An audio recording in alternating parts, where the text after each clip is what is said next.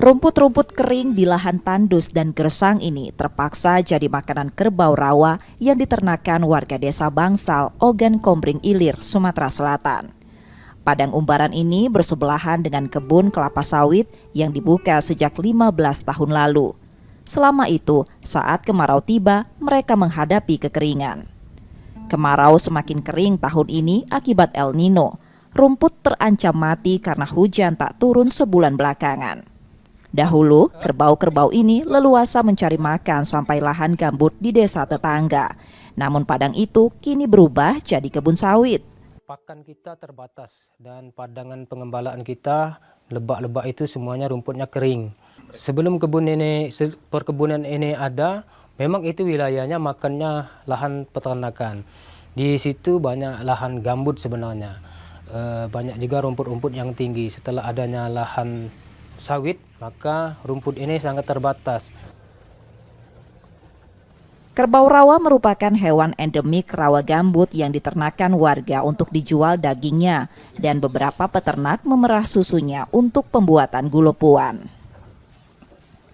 Talha mengolah gulopuan dari susu kerbau secara turun-temurun yang dilakukan ibu rumah tangga lewat kelompok usaha.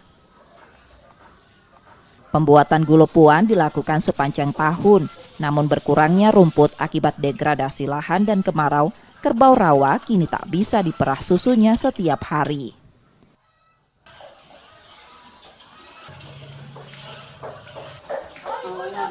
Sepanjang tahun, tapi kalau kemarau agak sedikit bahannya. Kenapa itu? Karena pengaruh dari pakan ternak. Ternak nggak ada pakan makanan. Jadi susunya berkurang. Desa Bangsal memiliki luas sekitar 448,5 hektar dengan 3/4-nya merupakan rawa gambut yang jadi lokasi pengembalaan kerbau, sedangkan sisanya daratan kering yang dijadikan tempat pemukiman. Perkebunan sawit mengubah bentang alam di sekitar desa. Kawanan kerbau rawa harus menyeberangi kanal pembatas perusahaan perkebunan untuk mendapatkan rumput segar di dalam kebun sawit.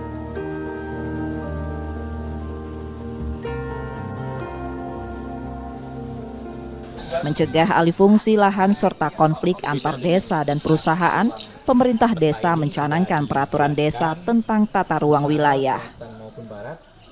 Untuk menghindari sebetulnya semacam gesekan dari kepentingan desa terhadap desa yang lain, terutama misalnya terkait dengan batas wilayah. Kemudian untuk menghindari misalnya gesekan dan kepentingan antara desa dengan perusahaan. Pertanian terintegrasi yang berjalan di Desa Bangsal harus melibatkan wilayah sekitarnya agar berkelanjutan. Jika di sekitar wilayah Bangsal itu tidak menerapkan prinsip-prinsip berkelanjutan, misalnya ekspansi perkebunan kelapa sawit yang merusak tata air, lalu mereka juga melakukan deforestasi, saya kira ini menjadi ancaman bagi praktek-praktek pertanian terintegrasi. Warga Desa Bangsal telah membuktikan kearifan lokal mereka dengan praktik ekonomi yang berjalan tanpa merusak alam. Rizky Nurmizan, Tripida, Kompas TV, Ogan Kombring Ilir, Sumatera Selatan.